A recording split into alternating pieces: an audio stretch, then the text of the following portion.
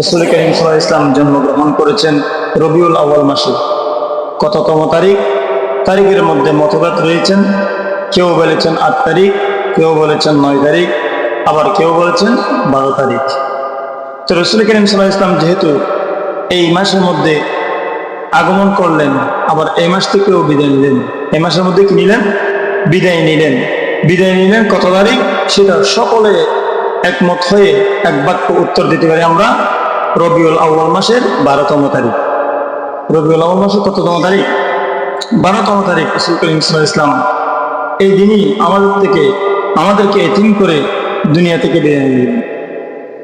তাহলে রাসূল কারীম সাল্লাল্লাহু আলাইহি ওয়াসাল্লামের জন্ম বৃত্তান্ত নিয়ে আমরা আলোচনা করতে পারবো। সেখানের মধ্যে কি সুখ পালন করব, না হাসাহাসি পালন করব, না লাফালাফি করব? রাসূল কারীম সাল্লাল্লাহু আলাইহি ওয়াসাল্লামের জন্ম উপলক্ষে আমরা হাসি, ঠিক আছে, খুশি, ঠিক আছে, কিন্তু যেদিন রাসূল কারীম সাল্লাল্লাহু আলাইহি ওয়াসাল্লাম দুনিয়া থেকে ইন্তেকাল করে গিয়েছেন সেদিন আমাদের কান্নার দরকার। সেটা একমত এক বাক্য আমরা বলছি ১২ই রবিউল আউয়াল, কিন্তু আজ সমাজের মধ্যে তাই নাই। তার উল্টো বিপরীত, রাসূল কারীম সাল্লাল্লাহু আলাইহি ওয়াসাল্লাম দুনিয়া থেকে বিদায় নিয়ে গেলেন, আমরা খুশি উদযাপন করতেছি। নাউজুবিল্লাহ। খুশি কেমন হব? আর বলে কি সকলে ঈদের সেরা ঈদ, ঈদ মিলাদুন নবী। নাউজুবিল্লাহ। আরে আপনি ঈদ মিলাদুন নবী বলতেছেন, ঠিক আছে, রাসূল কারীম সাল্লাল্লাহু আলাইহি ওয়াসাল্লাম জন্মগ্রহণ খুশি হয়েছে, ঠিক আছে, সকলে ঈদের সেরা ঈদ কেমন হবে? সেই ঈদের মধ্যে কোনো 2 রাকাত নামাজও নাই, একটা ফুটবল নাই, কিছু নাই, সেটি কেমন হতে পারে? এটা একটি বানোয়াট। এটা মুসলমানদের মধ্যে তর্ক বিতর্ক করার একটি হাইতারা বাঁধার কিছুই না। আল্লাহ তাআলা আমাদের সকলকে সেই সমস্ত কাজ থেকে বিরত রাখুন। সকল বলে আমিন। রাসূল কারীম সাল্লাল্লাহু আলাইহি ওয়াসাল্লাম জন্মগ্রহণ করেছেন এই রবিউল আউয়াল মাসের মধ্যে। সেজন্য এটা আমাদের উপর দয়া, আমাদের উপর ইহসান যে রাসূল আসিছেন, সেটা আমাদের জন্য কি দয়া, অনুগ্রহ, এছাড়া আর কিছুই নয়। স্বয়ং আল্লাহ পাক রব্বুল আলামিন পবিত্র কোরআনে কারীমের মধ্যে বলেন, লাকাদ মান্নাল্লাহু আলাল মুমিনিনা ইয বা'আসা ফীহিম রাসূলাম মিন আনফুসিহিম। অবশ্যই আল্লাহ তাআলা মুমিনদের উপর কতই না অনুগ্রহ করেছেন, কতই না দয়া করেছেন, তাদের মধ্য থেকে স্বয়ং রাসূল সাল্লাল্লাহু আলাইহি ওয়াসাল্লামকে নবী হিসেবে পাঠিয়েছে। নবী হিসেবে আমাদের মধ্য থেকে পাঠিয়েছেন। অন্য আয়াতের মধ্যে বলেন, লাকাদ জাআকুম রাসূলুম মিন আনফুসিকুম। আল্লাহ পাক রব্বুল আলামিন বলেন, অবশ্যই তোমাদের মধ্যে এমন একজন পয়গম্বর আসবে, এমন একজন নবী আসবে, যেটা তোমাদের মধ্যে থেকে হবে। আমাদের মধ্যে থেকে তো, মানব জাতি থেকেই তো হয়েছে, না অন্য কিছু? মানব জাতি ছাড়া অন্য কিছুই নয়। রাসূল কারীম সাল্লাল্লাহু আলাইহি ওয়াসাল্লাম দুনিয়ার মধ্যে আগমন করাটা আমাদের জন্য অত্যন্ত কল্যাণময় বিষয়। যে নবী না পেলে আমরা কোরআন পেতাম না, হাদিস পেতাম না। সে নবী রাসূল কারীম সাল্লাল্লাহু আলাইহি ওয়াসাল্লামের সেই জন্ম নিয়ে আমাদের আলোচনা করা আবশ্যক। আমাদের জানা দরকার। কিতাবের মধ্যে লেখা আছে, কোন ব্যক্তি যদি রাসূল কারীম সাল্লাল্লাহু আলাইহি ওয়াসাল্লামের জন্ম সম্পর্কে যদি জানতে চায়, প্রত্যেকটা জানার বিষয়ের মধ্যে এক একটি নফল ইবাদতের সওয়াব। বলেন সুবহানাল্লাহ। কথাই সওয়াব না? এগুলো জানতে হবে। মুসলমান হিসেবে আমরা রাসূলের ইশক দাবি করি, আশিক রাসূল দাবি করি, কিন্তু রাসূল কখন জন্ম নিয়েছেন সেটা আমাদের জানা নাই। সঠিক তারিখটা আমাদের জানা নাই। মৃত্যুর তারিখ জানা থাকলে সঠিক তারিখের জন্মটা জানা নাই। আমাদের জানাটা একান্ত আবশ্যক। তো আমি গত জুমাবার আলোচনা করতে করতে রাসূল কারীম সাল্লাল্লাহু আলাইহি ওয়াসাল্লামের দাদা খাজা আব্দুল মুত্তালিব, তার মুক্তিপণ পর্যন্ত এসেছিলাম। খাজা আব্দুল মুত্তালিব সম্ভ্রান্ত পরিবারের ছেলে, বড় লোক, সম্ভ্রান্ত পরিবার, মর্যাদাপূর্ণ পরিবারের একজন ব্যক্তি খাজা আব্দুল মুত্তালিব। তিনি মান্নত পূরণ করার পর খাজা আব্দুল্লাহকে বিবাহ করার জন্য নিয়ে যাচ্ছেন। খাজা আব্দুল্লাহকে চিনেন? রাসূল কারীম সাল্লাল্লাহু আলাইহি ওয়াসাল্লামের আব্বা। মুক্তিপণ আদায় করার পর যখন 2 জবাহানের একজন ব্যক্তি বিশ্বনবী আসবে আমাদের নিকট, তার আব্বার নাম হচ্ছে আব্দুল্লাহ, তাকে নিয়ে যাচ্ছেন বিবাহ করার জন্য। যেতে যেতে হযরত আব্দুল্লাহ বিন আব্বাস রাদিয়াল্লাহু তাআলা আনহু বর্ণিত হাদিস, তিনি বলতেছেন, যখন আব্দুল মুত্তালিব নিজের সন্তানকে বিবাহের জন্য নিয়ে যাচ্ছিলেন, প্রতিমধ্যে ফাতেমা বিনতে নূর একজন মহিলা দেখতে পেলেন। খাজা আব্দুল্লাহ, যিনি আব্দুল মুত্তালিবের সন্তান, আব্দুল্লাহ কতই না সুন্দর, কারণ সেখান থেকে তো রাসূল করিম সাল্লাল্লাহু আলাইহি ওয়াসাল্লাম আগমন করবেন, তার উদর থেকে, তার পিঠ মুবারক থেকে। তার চেহারা নূর, অনেক সুন্দরময় ছিলেন। মক্কার রমণীরা তার দিকে তাকিয়ে থাকতেন, ইনি যদি আমার স্বামী হতো অনেক ভাগ্যবান হতো, আমরা সেরকম করে করে তাকিয়ে আছেন। খাজা আব্দুল মুত্তালিব যখন নিজের সন্তান আব্দুল্লাহকে বিবাহের উদ্দেশ্যে নিয়ে যাচ্ছেন, প্রতিমধ্যে ফাতেমা বিনতে নূর নামক একজন ইহুদি মহিলার সাথে সাক্ষাৎ হয়।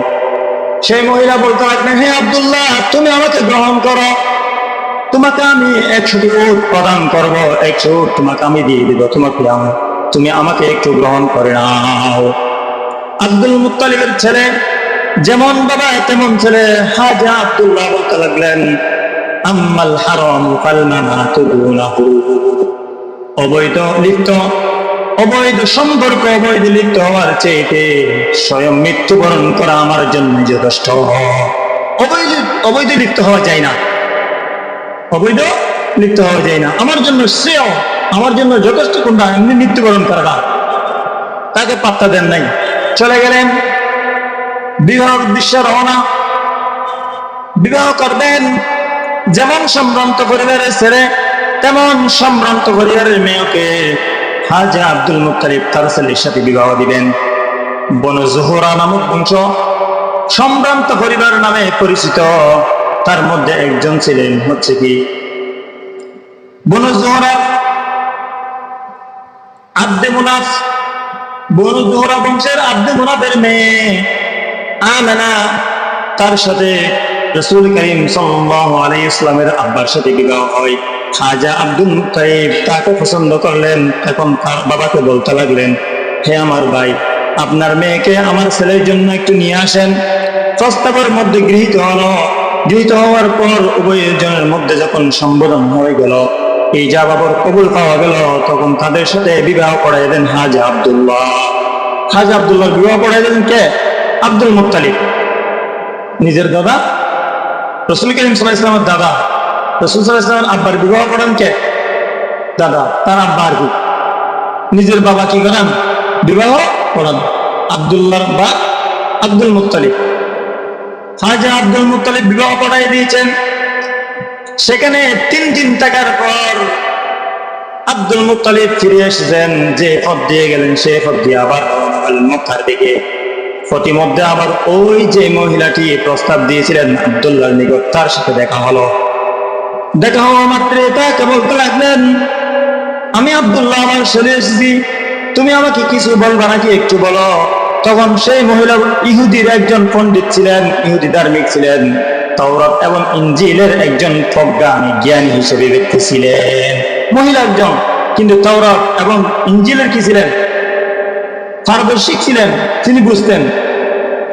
তখন তাকে বলতে লাগলেন, হে আব্দুল্লাহ, ওই দিন যে আমি প্রস্তাব দিয়েছিলাম, তোমার চেহারার মধ্যে আমি একটি নূর দেখতে পেলাম, সেই নূরটি আজকে নাই, অতএব আমি আজকে তোমাকে গ্রহণ করব না। খাজা আব্দুল্লাহ সেখান থেকে চলে আসলেন। আব্দুল মুত্তালিবের ছেলে আব্দুল্লাহ চলে আসলেন কোথায়? বাসায় চলে আসলেন। এর 6 মাস পরে আব্দুল্লাহকে আবার নিয়ে যাওয়া হলো সিরিয়ার দিকে। খাজা আব্দুল মুত্তালিব মক্কার থেকে তাদের দলবল সহ ব্যবসার উদ্দেশ্যে রওনা হলেন কোথায়? সিরিয়ার দিকে। সিরিয়ার দিকে যেতে যেতে সেখানে গন্তব্যস্থল পর্যন্ত পৌঁছলেন। গন্তব্যস্থান পর্যন্ত পৌঁছে গেলেন। ব্যবসা বাণিজ্য করার পর আবার মক্কার কাফেলা আবার কোথায় আসবে? মক্কার দিকে ফিরে আসবে। সিরিয়া থেকে ফিরে আসার সময় খাজা আব্দুল মুত্তালিব আগে চলে আসলেন, একটু পরে আসবে কে? তার ছেলে আব্দুল্লাহ। ব্যবসা বাণিজ্য করার পর সমস্ত কাফেলা মক্কার মধ্যে চলে আসলেন। চলে এসে দেখতে লাগতেন খাজা আব্দুল্লাহ। খাজা আব্দুল মুত্তালিব দেখতে পেলেন নিজের সন্তান আব্দুল্লাহ নাই। তার একজন জ্যেষ্ঠ পুত্র হারিস বিন হারিস ছিলেন। ওই হারিসকে বলতে লাগলেন, হে আমার হারিস, তুমি আমার সন্তান আব্দুল্লাহ কোথায়, একটু দেখো তো, আমার আব্দুল্লাহ সিরিয়া থেকে আসে নাই কেন? আজ আব্দুল্লাহ কোথায় গিয়েছিলেন, একটু দেখে আসো। জ্যেষ্ঠ পুত্র হারিসকে পাঠালেন মদিনার দিকে। যেতে যেতে যেতে যেতে যেতে যেতে তার নানু বাসায় চলে গেলেন। আব্দুল্লাহ নানু বাসায় চলে যাওয়ার পর সেখানে গিয়ে অনেক লম্বা আলোচনা হয়েছে। আলোচনা করার পর বলতে লাগলেন, আব্দুল্লাহ কোথায়? তখন সে বলতে লাগলেন, আব্দুল্লাহ কিছুদিন আগে ইন্তেকাল করেছেন। আব্দুল্লাহ কিছুদিন আগে কি করেছেন? ইন্তেকাল করেছেন। সেই খবরটা আবার খাজা আব্দুল মুত্তালিবের নিকট এসে বললেন। তখন কান্নায় বিভোর হয়ে গেলেন, চোখ দিয়ে অশ্রু ঝরতেছে। সন্তান তো? খাজা আব্দুল মুত্তালিব বলতে, হ্যাঁ আমার সন্তান। তোমাকে বিবাহ করার পর তুমি 6 মাস পর তুমি ইন্তেকাল করলা, তোমার সন্তানকে তো দেখলে না। 6 মাস পর কি করেছেন? ইন্তেকাল করেছেন। এই 6 মাস পরে রাসূল করিম সাল্লাল্লাহু আলাইহি ওয়াসাল্লাম জন্মগ্রহণ করবেন। বিবাহ শাদী হওয়ার পত্র তো ছেলে জন্মগ্রহণ করে 1 বছর পর না, 10 মাস 10 দিন, 6 মাস পূর্বে রাসূল করিম সাল্লাল্লাহু আলাইহি ওয়াসাল্লামের আব্বা কি করেছেন? ইন্তেকাল করেছেন। তাহলে 6 মাস পরে কি হয়েছে? রাসূলের জন্ম হয়েছে। আসহাবী ফিলে 50 দিন পর রাসূল করিম সাল্লাল্লাহু আলাইহি ওয়াসাল্লাম জন্মগ্রহণ করেছেন। নিজের আব্বা ইন্তেকালের 6 মাস পর রাসূল করিম সাল্লাল্লাহু আলাইহি ওয়াসাল্লাম জন্মলাভ করেছেন। এবং আসহাবে কাহাফের 70 বছর পর রাসূল করিম সাল্লাল্লাহু আলাইহি ওয়াসাল্লাম জন্মগ্রহণ করেছেন। 570 খ্রিস্টাব্দ মতান্তর 600 বছর পর, অর্থাৎ হযরত ঈসা আলাইহিস সালাতু ওয়াস সালামের 600 বছর পর রাসূল করিম সাল্লাল্লাহু আলাইহি ওয়াসাল্লাম জন্মগ্রহণ করেছেন। মুসা আলাইহিস সালাতু ওয়াস সালামের জন্মের 2300 বছর পর আল্লাহর রাসূল জন্মগ্রহণ করেছেন। হযরত ইব্রাহিম আলাইহিস সালাতু ওয়াস সালামের 3500 বছর পর রাসূল করিম সাল্লাল্লাহু আলাইহি ওয়াসাল্লাম জন্মগ্রহণ করেছেন। হযরত নূহ আলাইহিস সালাতু ওয়াস সালামের তুফানের 6135 বছর পর আল্লাহর রাসূল দুনিয়ার মধ্যে এসেছেন। ইতিহাসের কিতাবের মধ্যে পাওয়া যায় হযরত আদম আলাইহিস সালাতু ওয়াস সালামের 9313 বছর পর আল্লাহর রাসূল দুনিয়ার মধ্যে এসেছেন। আল্লাহ রাসূল সাল্লাল্লাহু আলাইহি ওয়াসাল্লাম আদম আলাইহিস সালাতু ওয়াস সালামের কয় বছর পর এসেছেন? 9313 বছর পর। কতটুকু? আদম আলাইহিস সালাতু ওয়াস সালাম থেকে এই পর্যন্ত দুনিয়ার হায়াত কতটুকু? 9000, 10000, এতটুকু। এই পৃথিবীটা শুধু 10,000-এর জন্য বানিয়েছেন আল্লাহ তাআলা। ইতিহাসের কিতাবের মধ্যে পাওয়া যায় বিজ্ঞানীরা তারা একটি থিওরি উত্থাপন করেছেন। সেখানের মধ্যে লেখা আছে সৌরজগৎ সৃষ্টির পর মোটামুটি ভাবে 100 মিলিয়ন বছর পর একটি একগুচ্ছ সংঘর্ষণ মিলন হয়েছে পৃথিবী। এই পৃথিবীটা 100 মিলিয়ন বছর পর পৃথিবীটা কি হয়েছে? উত্থাপন হয়েছে। পৃথিবী সৃষ্টি হয়েছে কয় বছর পর? সৌরজগতের 100 মিলিয়ন বছর পর। এটা আনুমানিক ধারণা। এর কত আগে যে আল্লাহ তাআলা সৌরজগৎকে সৃষ্টি করেছেন, পৃথিবীকে সৃষ্টি করেছেন, এরকম লক্ষ লক্ষ গ্রহ অনুগ্রহ যেগুলো আছে, নক্ষত্র পুঞ্জিকা আছে, এগুলো কখন যে সৃষ্টি করেছেন আল্লাহ ছাড়া আর কেউ জানেন না। শুধুমাত্র আনুমানিক ভাবে বলা হয়েছে কি সৌরজগৎ যেটা আছে, যেটা সমস্ত গ্রহ, সৌরজগতের কয়টি গ্রহ আছে? এখন 10টি। মঙ্গল গ্রহ, বুধ, নেপচুন, প্লুটো, এরকম করে পৃথিবী, হ্যাঁ, চন্দ্র, এরকম করে কি আছে? 10টি। প্লুটো, বলকান, 10টি আছে গ্রহ। এই 10টি গ্রহ একসাথে মিলে হাজার হাজার নক্ষত্র মিলে একটি সৌরজগৎ গঠিত হয়েছে। সেই সৌরজগৎ এর 100 মিলিয়ন বছর পর খনিজ পেয়েছেন বিজ্ঞানীরা। আনুমানিকভাবে একটি ধারণা করেছে 100 মিলিয়ন বছর পর পৃথিবীর অস্তিত্ব পাওয়া গেল। তাহলে কি বোঝা গেল? আজ থেকে বিজ্ঞানীরা আরো বলতেছেন কি আজ থেকে 4.54 মিলিয়ন বছর আগে এই পৃথিবী কি হয়েছে? সৃষ্টি হয়েছে।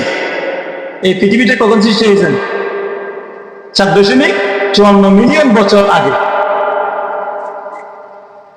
এর আগে আমরা ছিলাম না, কিছু ছিল না, আগুন ছিল না, হাওয়া ছিল না। এর আগে কি ছিল আল্লাহ ভালো জানে। এরপরে আল্লাহ পাক রব্বুল আলামিন আদম আলাইহিস সালামকে পাঠিয়েছেন।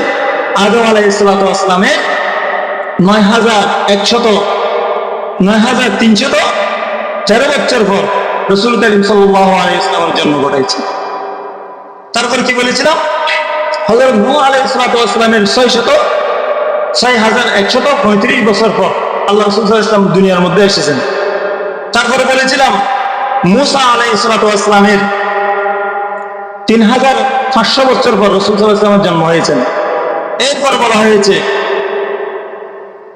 ঈসা আলাইহিস সালামের 570 খ্রিস্টাব্দ বা 600 বছর পর রাসূল সাল্লাল্লাহু আলাইহি ওয়াসাল্লামের ভূমিষ্ঠ হয়, জন্মগ্রহণ করেন। এরপর বলা হয়েছে কি আসহাবে কাহাবের 70 বছর পর। এরপর বলা হয়েছে রাসূল করিম সাল্লাল্লাহু আলাইহি ওয়াসাল্লামের আব্বা ইন্তেকালের 6 মাস পর কি করেছেন? আল্লাহ রাসূল সাল্লাল্লাহু আলাইহি ওয়াসাল্লাম জন্মগ্রহণ করেছেন। এরপর বলা হয়েছে কি আসহাবে ফিলের 50 দিন পর রাসূল সাল্লাল্লাহু আলাইহি ওয়াসাল্লাম এই পৃথিবীর মধ্যে উজালা হয়ে এসেছেন আমাদের নিকট। বলেন সুবহানাল্লাহ। দেখছেন, মোটামুটি একটা ধারণা হয়ে গেল। রাসূল করিম সাল্লাল্লাহু আলাইহি ওয়াসাল্লাম পৃথিবীতে আগমন করলেন। কেমন ভাবে আগমন করলেন সেটা আমাদের জানার বিষয়, সেখানে কোনো মানার বিষয় নাই। সেজন্য রাসূল করিম সাল্লাল্লাহু আলাইহি ওয়াসাল্লাম কত তারিখ জন্মগ্রহণ করেছেন আমরা একটা একটা যদি বলতে চাই, তাহলে মতান্তরে 8 রবিউল আউয়াল, মতান্তরে 9 রবিউল আউয়াল, আবার কেউ কেউ বলেছেন 12 রবিউল আউয়াল জন্মগ্রহণ করেছে। রাসূল করিম সাল্লাল্লাহু আলাইহি ওয়াসাল্লাম জন্মগ্রহণ করেছেন, কিন্তু এর আগে রাসূল সাল্লাল্লাহু আলাইহি ওয়াসাল্লামের আম্মার অনেক ঘটনা বর্ণনা হয়েছে। ইতিহাসের কিতাবের মধ্যে লেখা আছে রাসূল করিম সাল্লাল্লাহু আলাইহি ওয়াসাল্লামের আম্মা যখন রাসূল করিম সাল্লাল্লাহু আলাইহি ওয়াসাল্লাম পেটের মধ্যে চলে আসছেন, তখন একটি হাদিস বর্ণনা করে আপনারা সহজে বুঝতে পারবেন। হযরত আব্বাস রাদিয়াল্লাহু তাআলা আনহু নিজের ভাতিজা রাসূল করিম সাল্লাল্লাহু আলাইহি ওয়াসাল্লাম মুহাম্মদ, তাকে বলতে লাগলেন, হে আমার ভাতিজা, তুমি জন্ম হওয়ার আগে তোমার মা থেকে আমি জিজ্ঞেস করেছি আমিনাকে, হে আমিনা, তোমার কি কি অবস্থা বলো হয়েছে আমাকে একটু বলো, তুমি কি রকম ছিলে আমাকে একটু বলো। রাসূল সাল্লাল্লাহু আলাইহি ওয়াসাল্লামের আম্মা বলতেছেন, সবগুলা বর্ণনা করার পর বলতেছেন, তখন আব্বাস রাদিয়াল্লাহু তাআলা নিজের ভাতিজাকে শুনিয়ে দিচ্ছেন সবগুলা কথা। তুমি যখন মায়ের গর্ভে ছিলা, হে আমার ভাতিজা, তুমি যখন তোমার গর্ভে ছিলা, তোমার আম্মার গর্ভে ছিলা, তখন তোমার আম্মা যখন রাস্তা দিয়ে বের হতো, মেঘমালা দিয়ে ছায়া দান করতো। মেঘমালা কি দান করতো? ছায়া দান করতো। আবার যখন কোনো পাথরের উপর দিয়া তুমি যখন হাঁটতা, তখন পাথর গুলা বড় করে নিয়ে গলে যেত, মোমরে নিয়ে গলে যেত। যখন কাঁটার মধ্যে তুমি তোমার মা পা দিত, ওই কাঁটাগুলি ফুলের নিয়েই পরিণত হয়ে যেত, ফুলের মতো হয়ে যেত। এগুলো হচ্ছে রাসূল সাল্লাল্লাহু আলাইহি ওয়াসাল্লাম আসার একটি ইতিহাস, যেগুলা রাসূল সাল্লাল্লাহু আলাইহি ওয়াসাল্লাম জন্ম গ্রহণ করার আগে অলৌকিক ঘটনা ঘটেছে, সেই সমস্ত ঘটনাকে বলা হয় কি ইতিহাস। আবার তুমি যখন গর্ভে ছিলা, তোমার মা বলতেছেন স্বপ্ন যুগের মধ্যে হযরত মারিয়াম আলাইহিস সালাতু ওয়াস সালাম এসে তোমার মাকে সালাম করেছেন, এবং আসিয়া ফেরাউনের বিবি আসিয়াও তোমার মাকে সালাম জানাইতেন। শুধু তাই নয়, জান্নাতের হুর রমণী যারা ছিলেন তারাও তোমার মাকে সালাম জানাইতেন। এমনকি চন্দ্র সূর্য পর্যন্ত তোমার মাকে কি করতেন? হেল্প করতেন, দয়া করতেন না? হাঁটার সময় সূর্য তাপ ছিল না, তখন মেঘমালা এসে চাইয়ে দিতেন, সূর্যের যে আলো, দয়া। রাসূল সাল্লাল্লাহু আলাইহি ওয়াসাল্লামের জন্মের আগে মায়ের অবস্থা এরকম ছিল।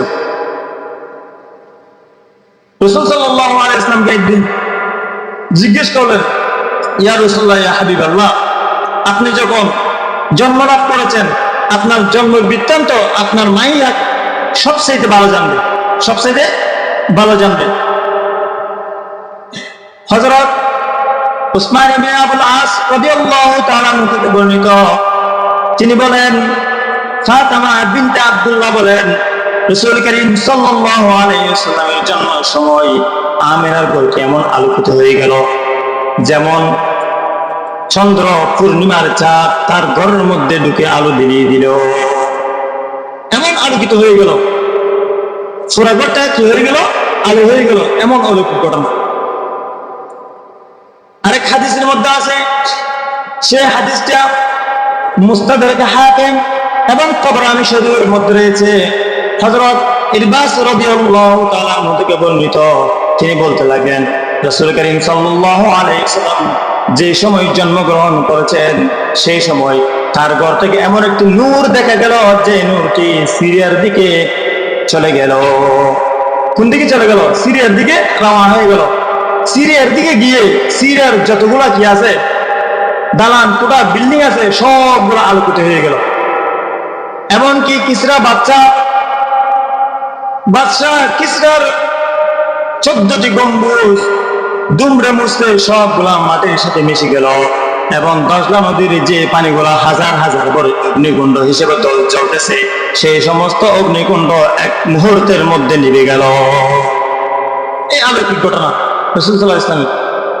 তখন সিরিয়ার বাদশা ঘাবড়ে গেলেন, তখন বলতেছে, কি হলো আজকে, এই রাত্রে কি হলো, এই ঘটনা তো বুঝলাম না, আমার গম্বুজ ভেঙে দুমড়ে মুছড়ে মাটির সাথে মিশে গেল, কি ঘটনা ঘটে গেল? তার উজির নাজির সবগুলোকে ডাকে আনা হলো। আমি বলতেছেন, তুমি বলো কি ঘটনা হয়েছে আজকে, এই ঘটনা কেন, অলৌকিক ঘটনা কেন দেখতেছি।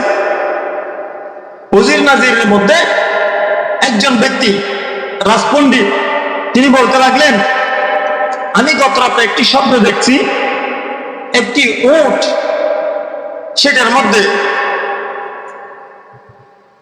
আব্বাসী যুগের মতো কতগুলো ঘোড়া ছিল, ঘোড়ার পাল, সেই সমস্ত ঘোড়া নিয়ে পাল টেনে টেনে নিয়ে যাচ্ছিল। নিয়ে যাওয়ার পর শেষ পর্যন্ত দজলা নদীর মধ্যে গিয়ে তারা ডুবে গেল, সেখানে গিয়ে অতিক্রম করলো।